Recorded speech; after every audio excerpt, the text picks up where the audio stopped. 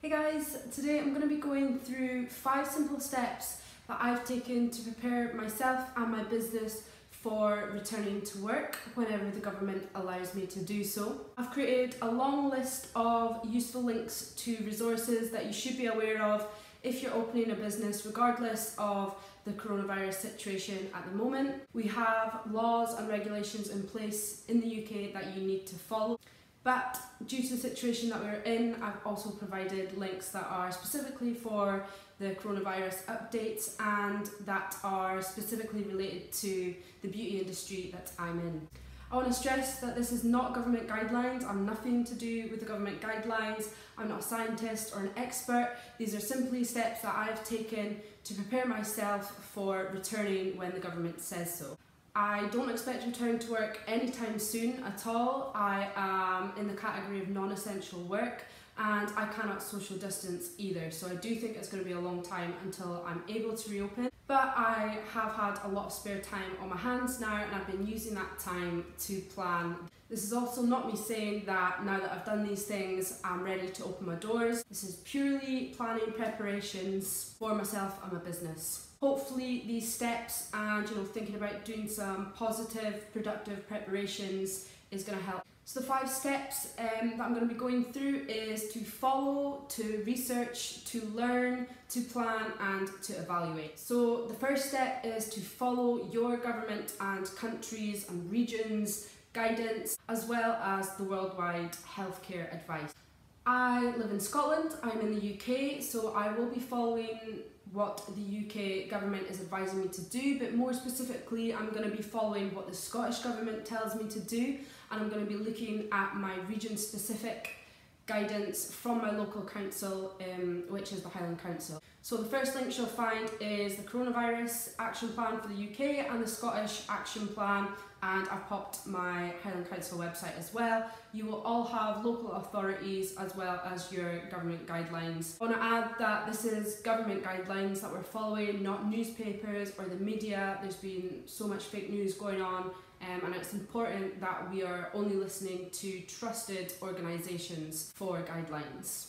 I've also linked the World Health Organization website, great for advice for the general public as well as healthcare officials. There are links to press conferences as well as the latest research developments and links to scams that you should be aware of too.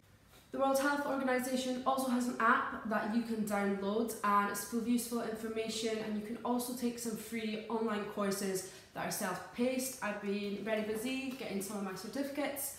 I've done 4 courses and at a variety of different levels. The first one, that is the hand hygiene one. This is aimed at the general public, as is the 𝗵𝗿𝗴𝗏 respiratory infections.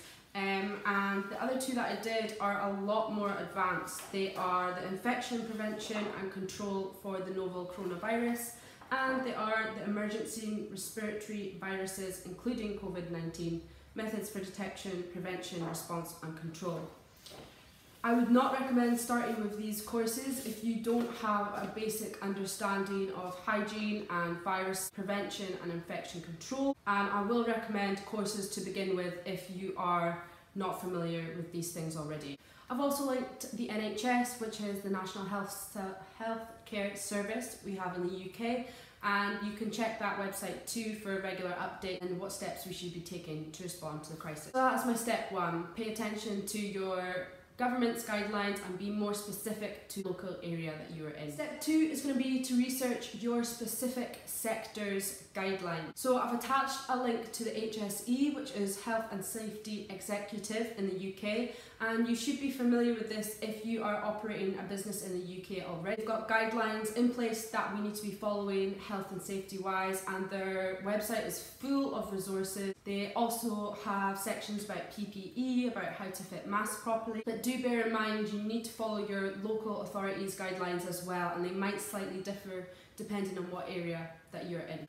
So they've got a nice wee information pack on risk assessments if you're not familiar on how to complete risk assessments and what they're all about, and they also have specific examples of your industry. This is one for hairdressing, and this is as detailed really as it goes for the beauty industry. It is more for general and hair salons. We do not have one that is nail technician specific. It is a shame, but the nail industry really don't have a lot of rules and regulations in place at the moment, which obviously leads to a lot of problems within the industry. Hopefully, in light of the situation, this is going to change and there will be stricter rules set into place for us. What we are very lucky to have though is some experts in the beauty industry that are working with the government to get more specific guidelines. So we have the British Beauty Council who are working directly with the government to create more specific guidelines. You can become a member for free. I've linked the website and you just pop your email in and you will receive email updates about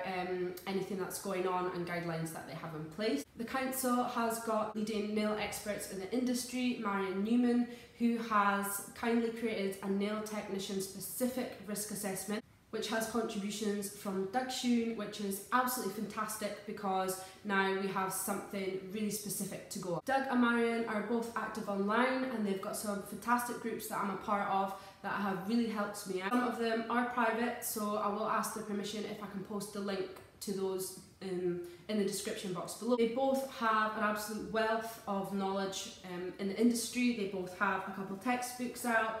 This is Marion Newman's latest one. This is the 4th edition, and this is Doug's first one. Doug also has his available on Kindle edition, and as I said, Marion's got more textbooks available online as well, if you're fancying learning some more about the industry from two absolute experts in the field. We also have the 𝗍𝗃𝗍, which is the Cosmetic, Toiletry and Perfumery Association, and they're creating guidelines and providing advice on their website. And finally, we have the 𝗵𝗶𝗶𝗴𝗍. This is the British Association of Beauty, Therapy and Cosmetology. They have published back to work guidelines which you can download, and you'll also find links to government schemes as well as support and advice and lives on there. So that is step 2. Make sure you're looking to your industry specific guidelines from experts within your field for advice and any resources that they are providing. Step 3 is to learn more about hygiene and infection prevention and control. As the coronavirus is new and research is still in the early stages and ongoing, we've got to be cautious about what courses we're taking. We need to make sure that we are learning from trusted educational organisations, and I will be sharing with you all the ones that I've done and my thoughts on them. We also need to make sure that we are learning, not just looking at a slideshow or doing a quick quiz and thinking that we know our stuff. We need to be 100% now more than ever on our hygiene practices and how we're disinfecting. If you don't know the difference between cleaning, sterilising, sanitising, disinfecting, then you need to be 100%. You need to know exactly how you're using your disinfection solutions and that you're doing it correct. So all beauticians should have a foundation knowledge of salon hygiene. All need to cover hygiene, health and safety laws, PPE. This is already in our training regardless of coronavirus. And I don't think a lot of the public realise how much we have to know. I guess in a way we are better equipped than some other industries. A lot of this goes on behind the scenes and our clients and the public may not be aware of it. Although we already have this basic knowledge, we need to go further than that and we need to expand.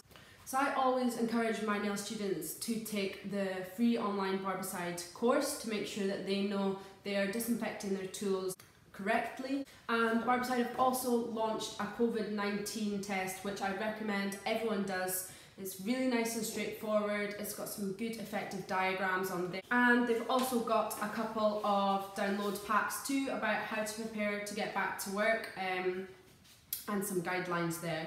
Mundo Professional also are offering free online courses that you can do, as well as a little pack that you can download. This is brilliant because you've got health and safety laws, a wee reminder of them in there. And Mundo products are medical grade cleaning products, or clients might recognise them from dentist surgeries, doctor surgeries, places like that. It shows that you're taking your salon hygiene really seriously. The next course that I would really recommend doing is from Monroe Beauty. This was by Cecilia Monroe, who provides accredited training within the beauty industry. This is a really in-depth course covering risk assessments, salon hygiene, cleaning checklist, viruses and how you can prevent them spreading. So many important things are in this course, and I would recommend that if you're in the beauty industry, or even if you're not taking this course, free as well. I think you have to give Cecilia a little donation, and you can pay to have your certificate posted out to you as well. The educational organisation is the Beauty Industry Approval. They have created a course with a downloadable slideshow pack, which is nice. It covers everything that you should be aware of too.